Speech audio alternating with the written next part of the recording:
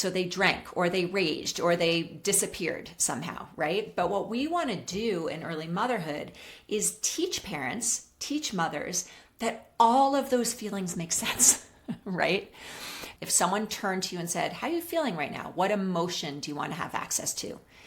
And what is one small thing you can do between now and when you put your head on the pillow that will get you closer to that feeling?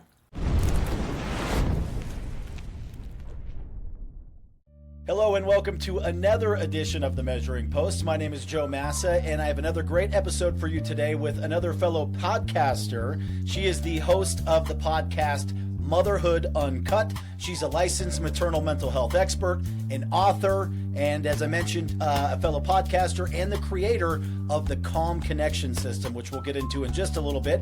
She's been featured in the New York Times, USA Today, CNN Health, the list goes on and on. She's a total rock star. Over 20 years of helping thousands of mothers navigate burnout. So excited to have this conversation. Please welcome Kate Kripke to the Measuring Post. How are you today? I am good. I'm good. As you and I were talking about before we hit record, I am feeling all the feels that us parents feel when our kids leave the nest, right? So I'm in it. I'm in it, Joe. Yeah, and if you don't know what we're talking about, we both have college-age students. The first one's leaving the nest like this week. So it's a very bittersweet, exciting time in lives of parents, but also it's sort of like that end of an era, start of a new one. So yeah, I definitely know, and I know today's focused more on the moms, but as a dad, I can say we're definitely in the same feelings. Yeah, I mean, I think it's really interesting, right, Joe, whether you're a mom or a dad, anyone parenting a child, actually, right? We spend all this time parenting, showing up to the best of our abilities, hoping that we're giving our kids what they need, which I'm sure we'll talk about a bit today. What is that our kids need? We'll probably talk about that. But then they leave and you're sort of like, good luck. I hope it all works out for you, right? And then our hands are sort of up at this point. So, here we are. We did it, Joe. Yeah, definitely a dynamic that I wasn't expecting. I never thought I would get this old this quick. I feel much older now that he's going to college, but I wholeheartedly agree. It's this. I've spent my whole life holding his hand. It's all I can remember in my adult life, and now to watch him go off. And I mean, I look at down holding his hand, but he's bigger than I am now. I know, so totally. Someday he'll be holding my hand and helping me up the so stairs because true. I'll be an old grandpa. But it's So such true. a blessing to be able to watch this time in his life and to be able to experience from a distance and love and encourage him from a distance and just watch him blossom into this grown man, which is, his mother is in shambles right now. So This conversation will be good. She'll love this episode, I promise. Awesome. I love it. That's great. So, Kate, I'm really interested to learn about your system in just a few minutes, but sort of what led you down this path? What was, before you started helping moms fight burnout, where were you in your professional role? Obviously, you're a mother yourself, so, going through it, I'm sure that you probably experienced some of this burnout that you're trying to help fight. But give me a quick backstory of who you are and where you came from. Yeah, great. So I'm going to give you a little short version of where I came from, and then personally, and then professionally, because I think that will get us to today. So I grew up in New York City, Joe. I was raised by two very ambitious parents who were both lawyers. My mom was sort of a pioneer in the field of law in the 70s, 80s, and 90s. She was breaking all kinds of barriers. Both my parents loved me deeply. I was really provided all the things that we think to ourselves our children need to be healthy and well. And the other thing that I was provided with is a culture and air of anxiety and perfectionism and high achievement, which, in and of itself, none of those things have to be inherently bad unless they're out of balance. Right. So I was raised with a lot of, to have a lot of anxiety myself, the need to do everything right, to take care of everybody, to be perfect, to find my sense of well-being and self in the achievements I accomplished. I then went on to become a mom and had very significant postpartum anxiety after my first daughter, the one going to college, when she was a baby. And quite frankly, there wasn't really the kind of support I needed at the time to help me through that, right? The more traditional support out there for moms who are struggling tends to be psychotherapy and medication, both of which I am not opposed to, even remotely. But there was something else happening for me, I think, that had to do with the deeper inner beliefs I had about myself and what needed to happen for me to feel quote unquote okay, that was fueling a lot of my angst. When I went into being a professional, I thought I wanted to work with teens. I thought I wanted to be a teen mental health specialist. And in my first job after graduate school, I was hired to start an after school, a counseling program in an after school program for youth in San Francisco, in the Mission District of San Francisco. These kids had a lot of behavioral challenges. There was a lot of truancy. There was a lot of substance use. And those kids did not want to be in my office, understandably. But there was a line around the block of their moms, right? And when their moms got the kind of support they needed so that they could feel more healthy and well, so that they could learn how to navigate uncertainty and unpredictability, their kids started to do better. Their kids started to go to school more. Their behavior shifted. And that really opened up my eyes in this sort of reality of maternal child mental health and how important it is that we help moms learn how to be on the inside steady and stable and resilient so that they can provide for their kids, so that we can provide for our kids what our kids need most, which is that stability, that predictability, that love, that consistency. When we're burnt out and overwhelmed, it is quite literally impossible to show up the way I just described. So anyway, there you have it in a nutshell. No, I think it's very true. It's you are sort of a product of your environment as well. And if there is a lot of anger or anxiety or depression in your home life, that definitely can translate into your personal life, whether you're a child or a spouse or even like a parent yourself. If you're dealing with it, it can really affect the other areas of your life that need more attention. So when you first started professionally, you were a licensed clinical social worker.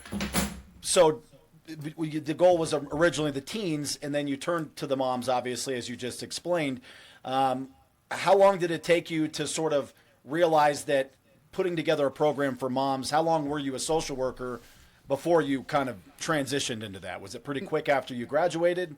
Yeah, it's a really great question. So I think first and foremost, it's worth saying I realized pretty quickly in that process that if we could get the moms who are struggling with teens who are struggling the support they needed, and to see that kind of shift in overall family health as quickly as it happened, then my brain went to, let's get those moms the support they need in early motherhood. Let's not wait till their kids are teenagers. Let's get them the support they need early.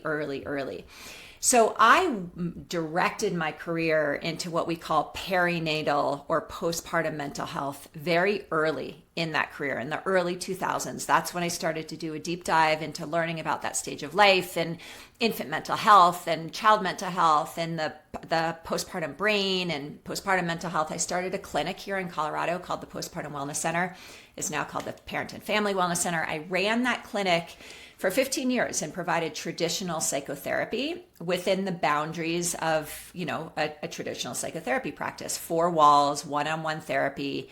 And quite frankly, I loved that work, but my clients were not accessing the kind of change, the kind of sustainable change they really needed and wanted. So for example, I would have a new mom come into my office who was struggling with a lot of anxiety and depression. We'd work together for 6 months or a year. She would feel better.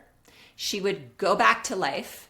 And then I'd see her again in my office 6 months or a year later with the same challenges, right? So it's not that she wasn't kind of, her symptoms weren't decreasing, but she was still moving through life with the same thing, which we'll talk about in a moment, I'm sure, that was leading her to these same challenges again: the irritability, the anger, the anxiety, the challenges in relationships, the feelings of disconnection, the burnout, the overwhelm. And so during the pandemic, I really decided that I wanted to shift from therapy to coaching so that I could really take my clients through a process of deep sustainable transformation so that they wouldn't need to rely on a therapist every time they felt anxious or unsure, right? That they were really able to find that inner stability. So I shifted from traditional psychotherapy to coaching about 3 years ago. Yeah, and we'll get into that in just a moment, the Calm Connection system. But I think it's important to point out that also the benefits of doing a coaching system like this is that it's scalable. You can reach far more people and more moms out there because there's only so much time in a day. There's only so many people you can bring into your four walls in Colorado. And there's only so much you can do without burning yourself out. So it's really important to use the mediums that we have to spread this word in this system as far as possible. But real quick, before we get into the Calm Connection system, a few things that struck me, and I wanted to ask you a few questions about why you feel this way. You talk about how type A women are often struggling the most in motherhood. Can you explain what type A is versus type B is and what the struggle dynamic is that you see in your day-to-day work?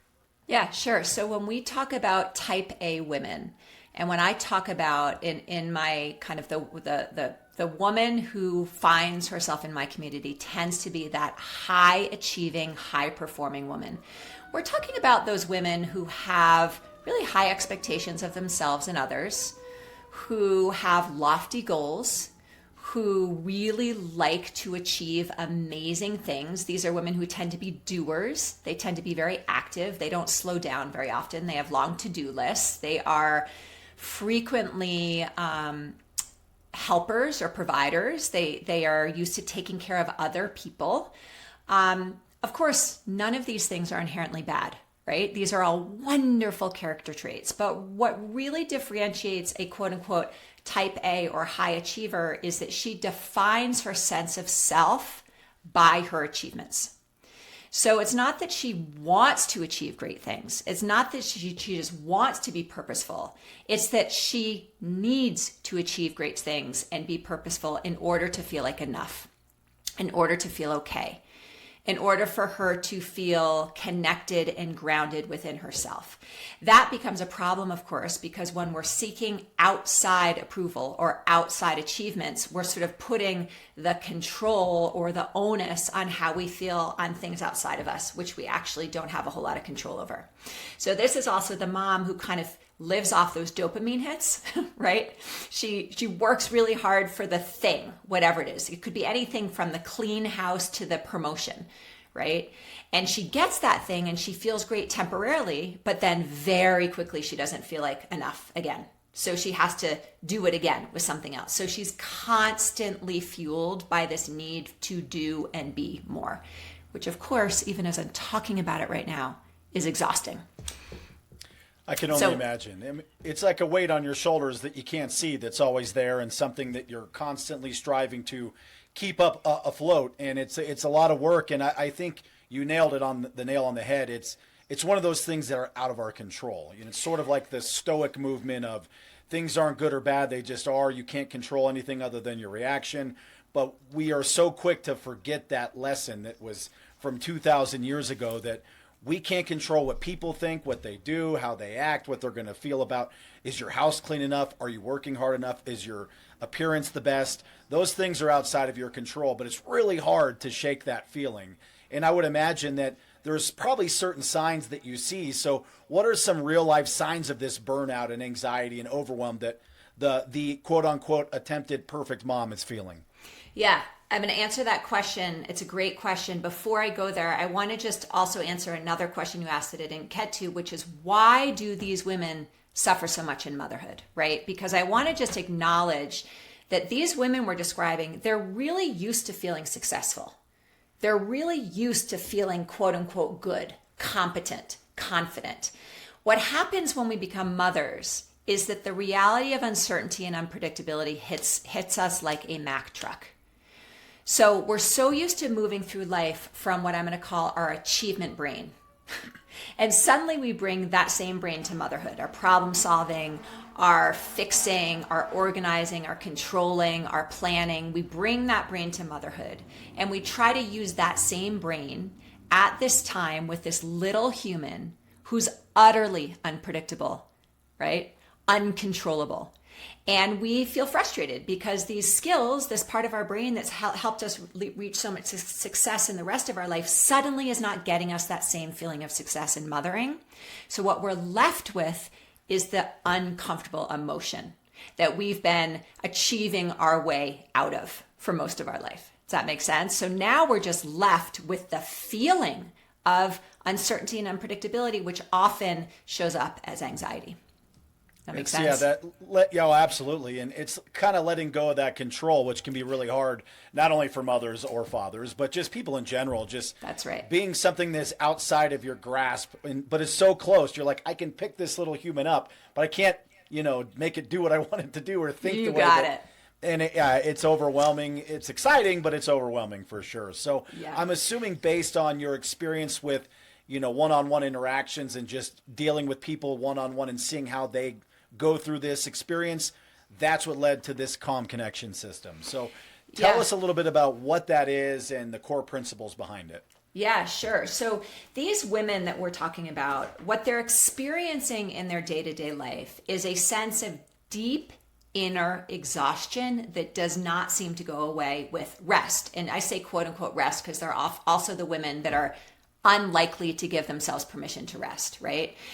These women are experiencing a feeling of disorientation. They have a really hard time making decisions because they're so focused on having to make the right decision that they get kind of spun out and ruminate, hard time making decisions. They're feeling tons of guilt. They're feeling often a lot of irritability and anger and rage. And I will say for many of these women, they've prided themselves on holding it together. And so the reality that they can no longer, quote unquote, hold it together and to use the word stoic again, appear as stoic, right? Suddenly they are not recognizing themselves because they're yelling or they're having panic attacks or they're, having a hard time knowing, quote unquote, what to do. So that's often what it looks like in early motherhood. The calm connection system was really designed to do a couple of things. First of all, you said something really interesting in our intro, Joe. You said, what we need to remember is that there is a culture that we're raised in. Our environment impacts who we are. And I will say that it's not the environments where there is a lot of anxiety or anger that's problematic for us or our children for that matter. It's the environments where there's anger and anxiety that's not being supported. Okay, so the emotion is never the problem. And most of us were raised in families or in environments where we were led to believe, either directly or indirectly, that anytime we feel anger or fear or disappointment or whatever the emotion is, that means there's a problem. There's something wrong with us or the situation. That might have been true when we were little because our parents felt those things and didn't have the coping skills. So they drank or they raged or they disappeared somehow, right? But what we want to do in early motherhood is teach parents, teach mothers that all of those feelings make sense, right? That there's no problem, that we are wired to feel anxious when we're faced with uncertainty and unpredictability. And becoming a parent is the biggest lesson in uncertainty and unpredictability we'll ever have. So the calm connection was really designed to get to the root cause of this overwhelm and burnout that mothers are feeling so that we can unhook them, so that we can get them unstuck from living in this place where they are constantly fearing the feeling and then needing to do more to make sure that they don't feel emotional discomfort or that their kids don't feel emotional discomfort. So I'm going to pause for a moment. I'll tell you more in a second, but does that make sense, Joe? Like, can you resonate with that as a parent? Yeah, no, I definitely understand what you're saying. And I think it's brilliant because you're addressing the quote unquote elephant in the room, which so oftentimes is swept under the rug and just, well, dad's drinking again. That's just what dad does. Instead of him going, you know what, I'm feeling really uncertain right now. And I'm feeling very stressed and overwhelmed and all the weight of the world is on my shoulders. So yes, I did something that I was trying to get a mental release or some sort of temporary, like what you said, like get away for a little bit. Some sort of escape, but the more healthy way to do that, not only for yourself as an individual and a parent, but for your kids to see is that you go, okay, I'm angry, I'm stressed. Here's what we're going to do. Here's how I'm going to handle it. Here's a healthy way to explore this and not take it out on you and the dog and your wife, your mom, and all these horrible things that people do when they're lashing out, and they tend to take it out on the people that are closest to them. So I love that 100%. sort of accountability action. Yeah, that's right. So from a psychological perspective, we know, and this is sort of a model of psychology, but we know that we all carry very deep buried beliefs about ourselves that we were taught when we were young, either directly or indirectly. Ironically, and this is, gosh, I was just talking to someone about this yesterday. This is the truth of humanity that I am both awed by and moved by every day. Those women, those people, men or women, I understand women more than men, so forgive me, but those women, those people who that we look at, who have like a million balls in the air, whose house is always cleaned, who look like they have it all together, who are achieving amazing things, they will almost always be living with some deep underlying unconscious belief that sounds like, I'm not enough, I'm not worthy, I'm not okay. And sometimes it's more of a question, what if I'm not enough? What if I'm not worthy? What if I'm not okay? Unless ... right? Unless I have everyone's admiration, unless everyone around me is happy, unless I am exceptional in everything I do, right? Now that is tricky, right? Because that deep belief that I'm going to call limiting belief, and I'll tell you why in a moment, has actually probably motivated a lot of really hard work, right?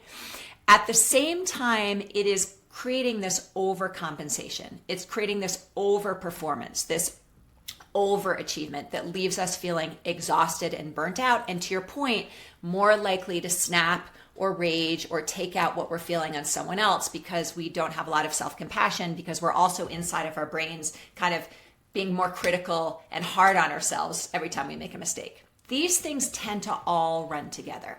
So what we do in the Calm Connection system is that we unearth those old beliefs that are now limiting us from feeling the way we want to feel in motherhood, which is probably connected, calm, supportive, trustworthy, right? All these things that we want to feel. And again, so our deep beliefs, these are often unconscious, they lead to the kind of thoughts we have on a daily basis.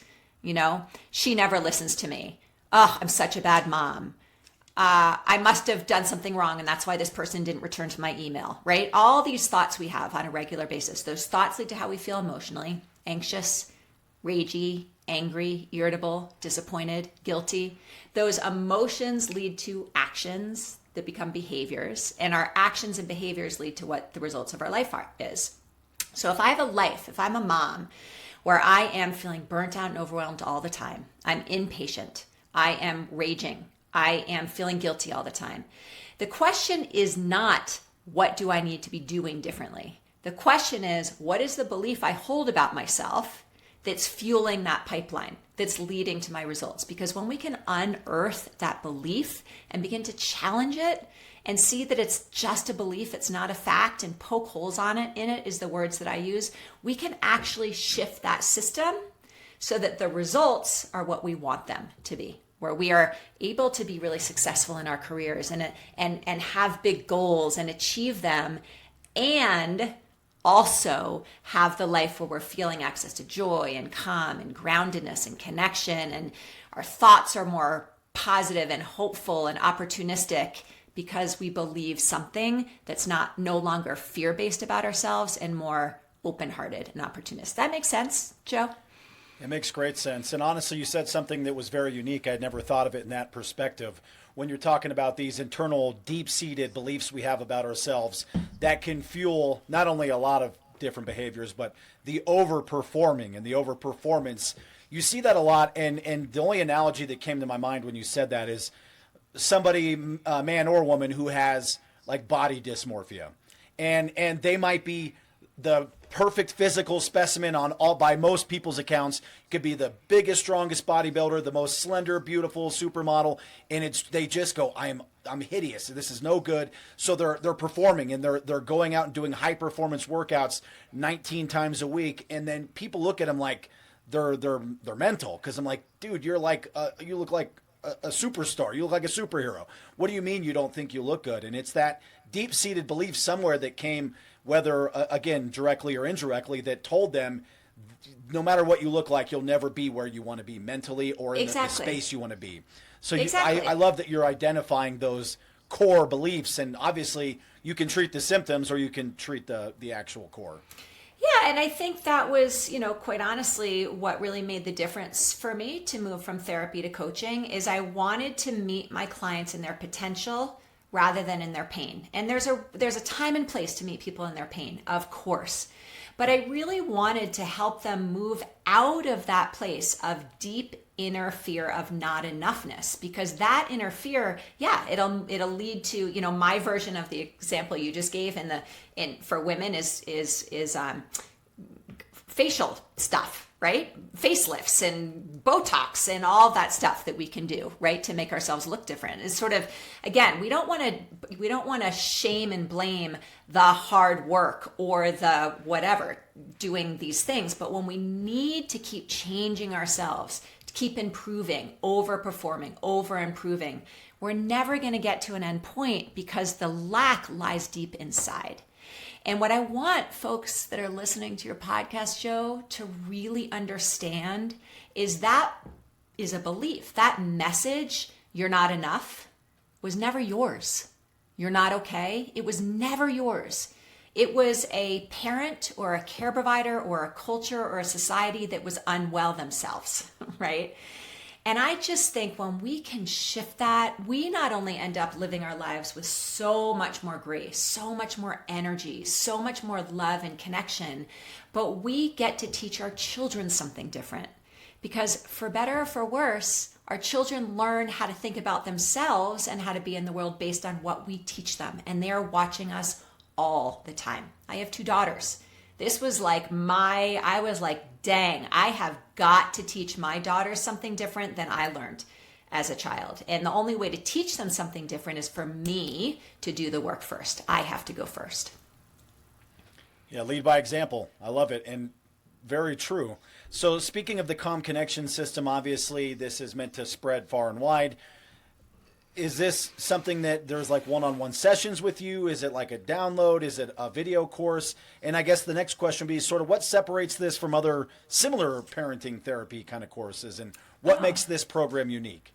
I love this question so much. Thank you for asking. So the other thing that I realized in traditional psychotherapy is that we do not grow and evolve and heal alone. And yeah, you're right. Coaching allows us to serve more people, but it also allows us to serve people in community.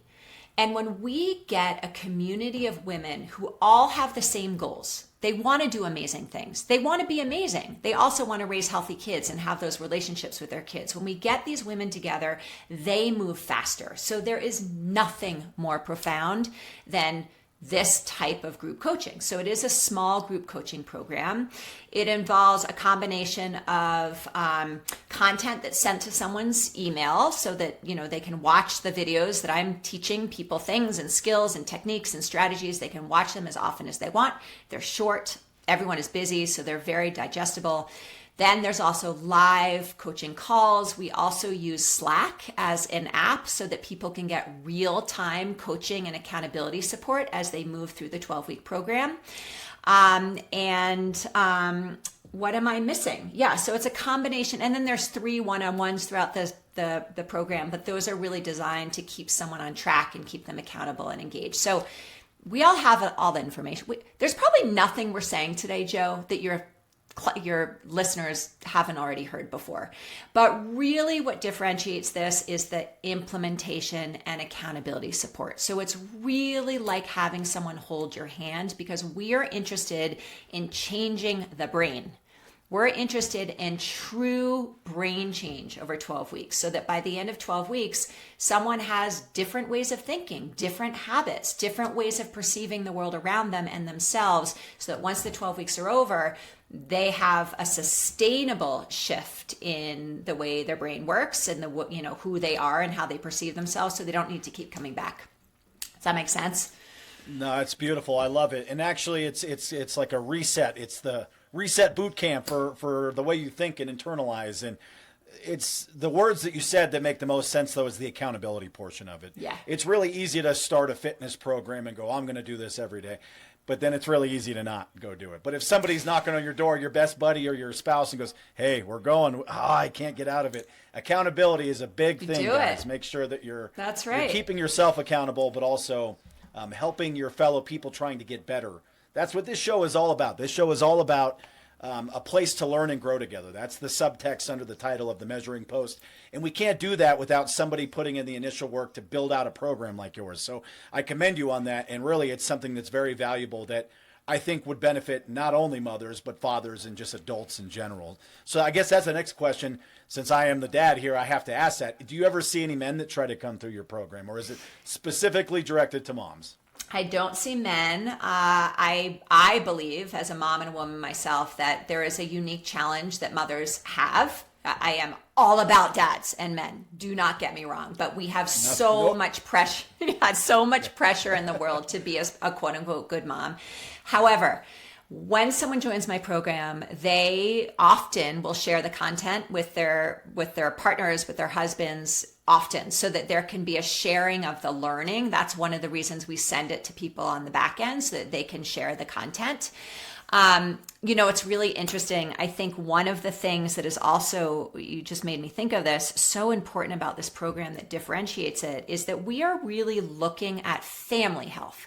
We're looking at the interplay between maternal and child mental health and family health. So even though the mom is the one that's investing in the program, time, energy, financial resources, all of those things, we know that when we help that mom access a new kind of inner stability where she can be calm and steady even when life around her is chaotic and uncertain and unpredictable, everyone benefits, right? We are then able to create those, what we call in, the clinical world, secure attachment with our children, with our spouses, right? So that we can really be steady and connected even when life gets so crazy. So no, I don't work with dads, but I will tell you they always benefit from this program. I can imagine. Yeah. And the only reason I brought that up is because there's definitely, I've had conversations with male-oriented groups, whether it's just about, how to raise a man or be a good dad. And I've talked in those groups, and it's always amazing, sometimes when I hear the woman's side of the story or perspective, it opens my eyes in ways that I didn't quite think of. And I hope that I have that sort of influence on the ladies who listen to my show, that sometimes if you get the perspective of a male who is coming from a healthy, hopefully normal, dynamic, that it does open some eyes and raise some sort of awareness that maybe wasn't there. But I think it's important to use a political term, sometimes reach across the aisle and see what are my lady counterparts doing that are making them healthy that we could benefit from as well. And I think that even though you're personally working more with the mom population, some of the words you say are very important. It's self-realization. It's accountability. It's calm. You know how easy it is for a lot of parents to get really worked up, and men typically have that built into them as well. It's always the raging dad and the anger and this sort of volatility. Calm is a unique word that is very often lost in translation for parents in general. So that was just sort of the reason I asked. But I love that you're working with the moms. Moms deserve a lot of credit. And I love my mother. I love my grandmother. My wife's a great mother. And I would be a far different person if I didn't have a mom that didn't, throw me over the fence and leave me sometimes. I'm sure I deserved it. We all have blind spots. That's what I love you talking about, Joe. And I think when we're willing to own that and acknowledge that and get curious about the things that we're telling ourselves we know, but we probably don't really know, that is really the doorway, isn't it, for growth and transformation. That's it. Yeah, and it's stepping outside of your comfort zone and being willing to take sort of constructive criticism and not as an attack, but as somebody saying, hey, have you tried X, Y, or Z? Have you thought about it from this angle? And a lot of times you haven't, and that'll make you angry or feel like, I think, even going back to the original thing, you feel like you're not enough now. Like everything I was doing was wrong. And that's not it. Sometimes it's really hard to internally reflect and look in the mirror and go, I need to change this about myself. But if somebody else is doing the exact same thing right next to me, I can point it out to them real quick. Oh, you're doing this, this, and this. And they'll go, dude, you're doing the same thing. Well, I can't see that on myself. So sometimes you do need that accountability partner or coach or just that gentle kick in the butt, for lack of a better term, to get you just to see and open your eyes that just not doing something right doesn't mean that you're bad or inherently doing it wrong. It's just there's always ways to improve and grow. I think that's a good way to take that. Beautifully said. Couldn't agree more. So as a high-performing mom and business person and licensed clinical social worker, perinatal wizard of all these trades, and a podcaster and a course creator and a coach, how do you find the balance in your life between being a mom and dealing with all of these never-ending chores and tasks?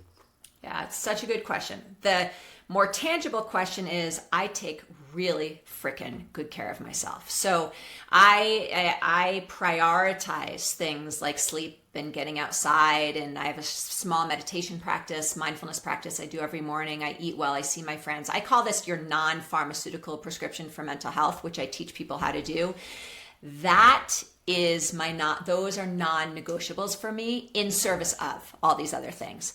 The less tangible is that I have trained myself to really learn how to not be afraid, just coming back for full circle, to not be afraid of emotional discomfort.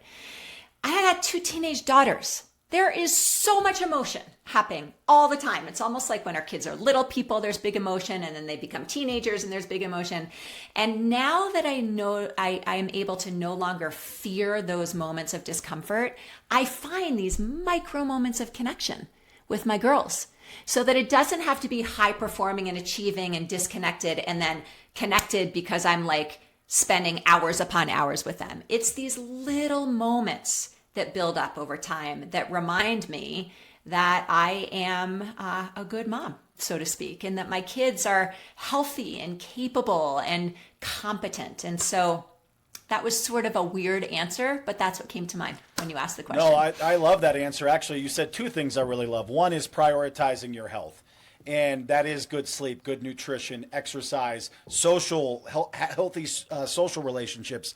Those are what keep your lights on, and that's what keeps the fire burning within you. And obviously, the old saying, make time now for your health or make time for sickness later. Yeah. So, pick your battle, but it's so important to treat your body like the temple it is, because otherwise you lose a lot of your ability to do the service that you talk about. But the one thing that really struck me that you said I really love, and I'm going to steal it.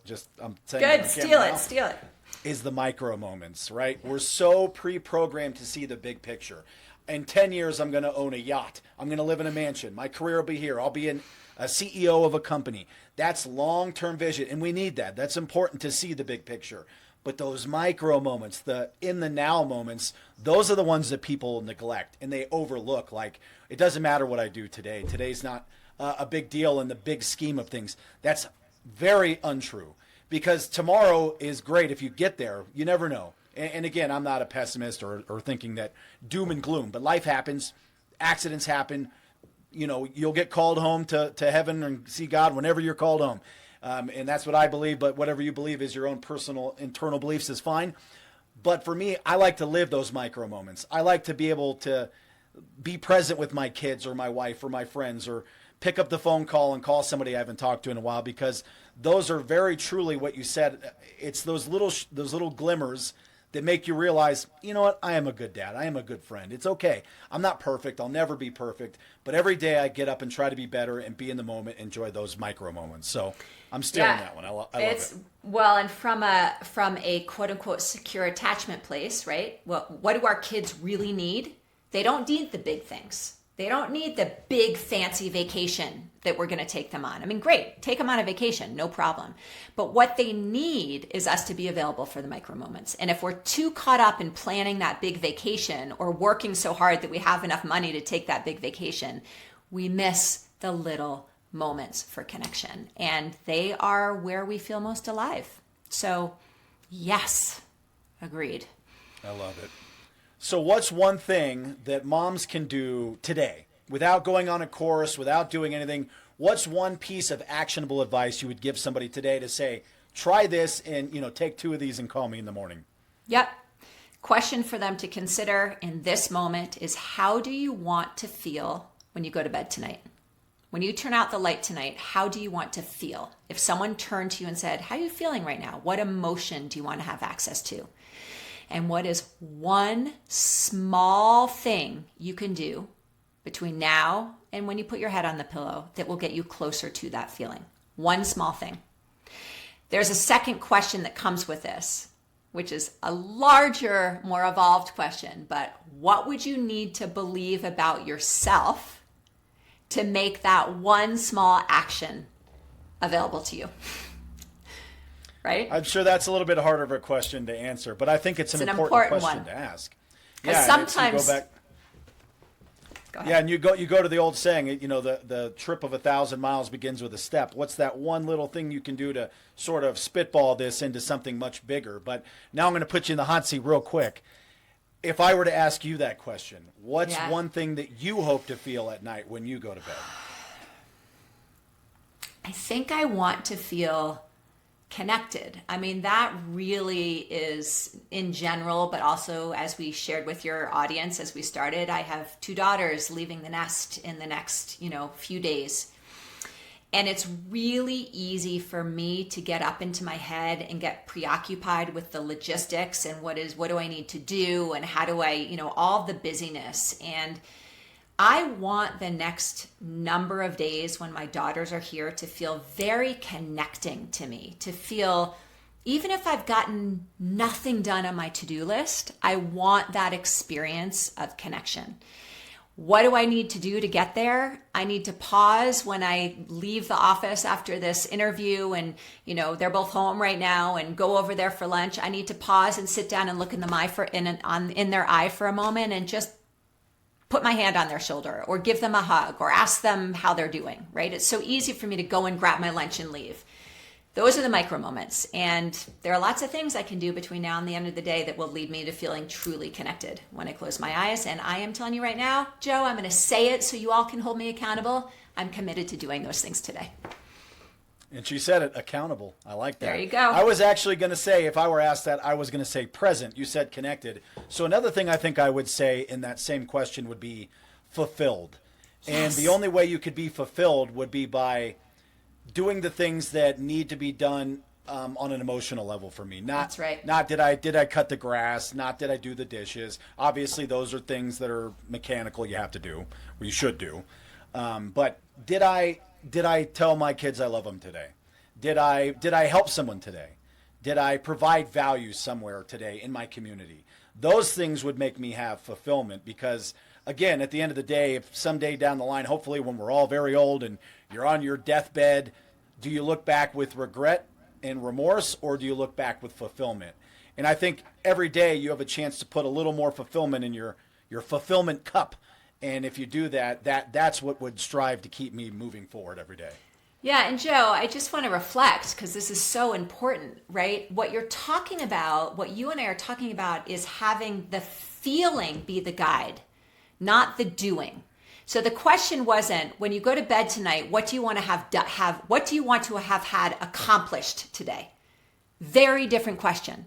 That's achievement oriented. How do you want to feel today? It's such a different signpost. It's such a different motivator, right? Because we could have done everything on our to-do list and still feel deeply disconnected or distracted or unfulfilled. And we're so used to saying, what do I want my life to look like? What do I want to do in my life? Yeah, that's the question. How do I want to feel? How do I want to feel? Because we have so much agency as adults to get us towards those feelings. It's a much better guide to go by, how you're feeling about your life instead of what you've accomplished. But I have to point out, you just called something the signpost. You missed a real opportunity to say the measuring post. Oh gosh, let's Next rewind. time. Let's do that again. That's The all measuring post. The measuring post. I know. I just There had you to go. sneak that in there. I was So, good. Kate, It was good. it was the point you made is good, and I love the conversation. I love what you're doing. So where can people find you? Where can they find the Calm Connection System? Your website is katekripke.com. I will put links around this video to that. But where can people find you on socials, or what's the best way to connect and find out a little bit more about what you're doing? Yeah, well, first and foremost, I am going to give you a link to a free gift for your listeners. This is actually a 21-day mini Coach in Your Pocket program that usually has a price tag on it, but I would love to give it to your listeners for no fee. And this is, we talked about the non-pharmaceutical prescription, the self-care. This is going to be a 21-day guide that you can put on your phone that will help you build resilience to your brain so that you're actually learning how to take care of yourself while you're actually taking care of all these things around you. So I would love to provide that for your listeners. People can find me there. Instagram at Kate Kripke. I share a lot of information there, and I love answering questions over there on the back end. So if anyone's listening and they have questions about anything that they heard me say, please feel free to come find me on Instagram and we'll have a little dialogue over there. Absolutely. Yeah, it's been great having you on. I love what you're doing. I think the work is extremely important. And I think that, yeah, you're working with moms not only as a direct benefit to them, but I think you're absolutely right. As a sub benefit, the people around them also benefit from this, because happy moms make, the world go round. And obviously you can't be in service if you're constantly in turmoil within yourself. So keep up the great work. I'm really excited to connect with you more and more and collaborate in the future. And if you had any final sort of words to wish upon the listening audience, what would it be? I wish for them that they really understand that there's nothing wrong with them. There is nothing wrong with you. You are enough. You are enough and you are worthy. Full stop. Couldn't have said it better myself. Well, once again, this is Kate Kripke, and I appreciate your time today on the Measuring Post. Oh, I'm so grateful to be here, Joe. Thanks for the conversation. Absolutely.